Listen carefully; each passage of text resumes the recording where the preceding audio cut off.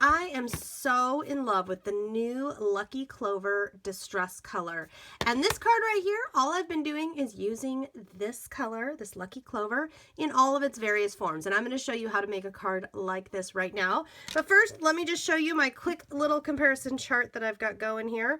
On the bottom, we have Lucky Clover, pine needles, evergreen bough, cracked pistachio, peeled paint, and up at the top, mowed lawn.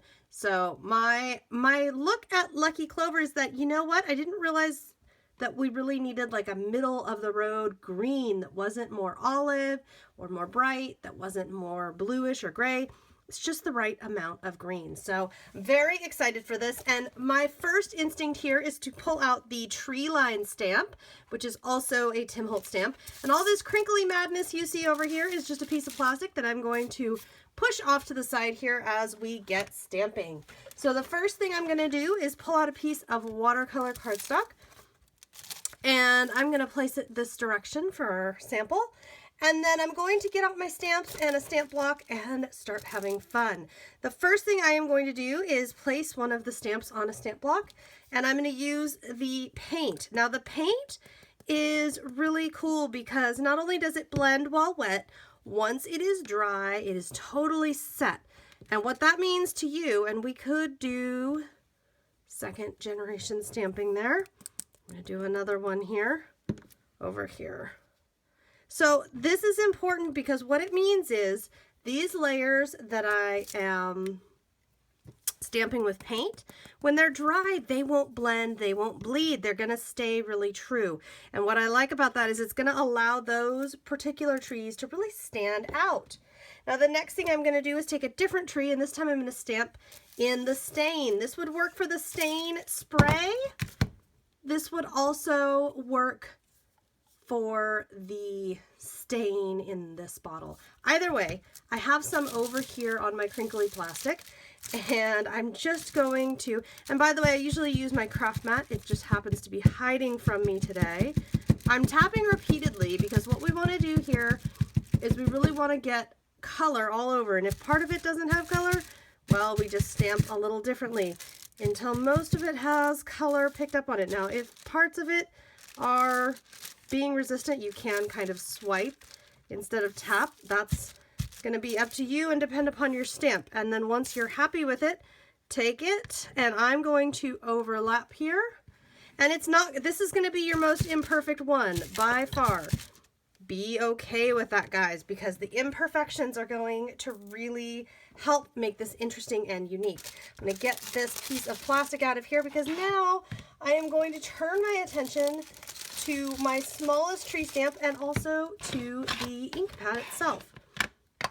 You can stamp with all of these distress mediums, and it's a lot of fun, to be honest.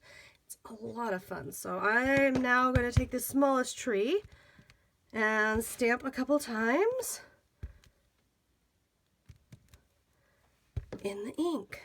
And yes, you can stamp right over the top of everybody. I love how this is looking, but what I am going to do just to give it a little something extra, a little something more, this is a little larger than my stamp block. I'm not going to worry about that. I'm going to go ahead and use it anyhow.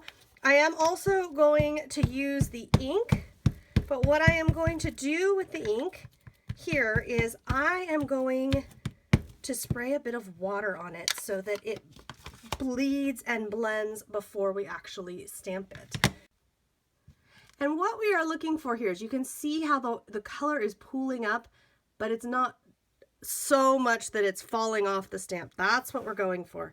And what I'm going to do, since the stamp block is a little bit smaller, I'm just going to use my hands. With these bigger stamps, that's absolutely fine. And I'm just going to line it up here and press down. And I will bring the stamp block in just to assist me a little bit. Once it's placed, and lift, and now I'm going to repeat the step of squirting with a bit of water. I love how once dry, everything just, it is blended, but you will also see the unique colors. So even though this is all the same color product, every single little bit is going to be just a little different. Now, once completely dry, if you would like to ink some more, color some more, and say do some clear embossing powder or do something to give it a little bit of sparkle, you certainly could. I'm going to come in here with the ink pad once again and just add a few more trees on top here and there. And on this one here, you can see this one I didn't add the background stamp as I did on, not on this one, but it is on this one. It really does make a difference. And what I like about it is it really fills things out without adding a ton of work or excess stamping. But it's really up to you how you want your card to look. Now next up, I am going to take my spray stain here and take the lid off and do a couple of taps here. This is going to give us just a little more color and fun, and I'm going to let that dry on its own. But while it does, I will pull out my Biscotti Perfect Pearls Mist. Give this a shake. You want to give these guys a really nice shake because they really do have a lot of mica and sediment down there in the bottom, and you don't want that jamming up your sprayer. And then give it a spray. I'm going to go with 3 because I missprayed the first one. This is going to do a couple things. First of all, my little spots, if it hits them, it's going to make them bleed and blend because this is watercolor paper that I'm working on. It's also going to give us an overall shimmer. Now, to finish this card up, I am going to be pulling out my sentiment stickers, and I'm going to use a black one here. I'm just going to pick out a seasonal greeting to put here and then stitch around the edge, and my card will be complete.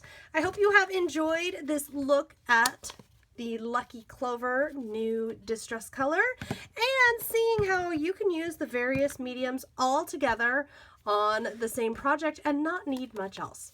For more information and for links, you can look below or visit my blog. I'll see you next time.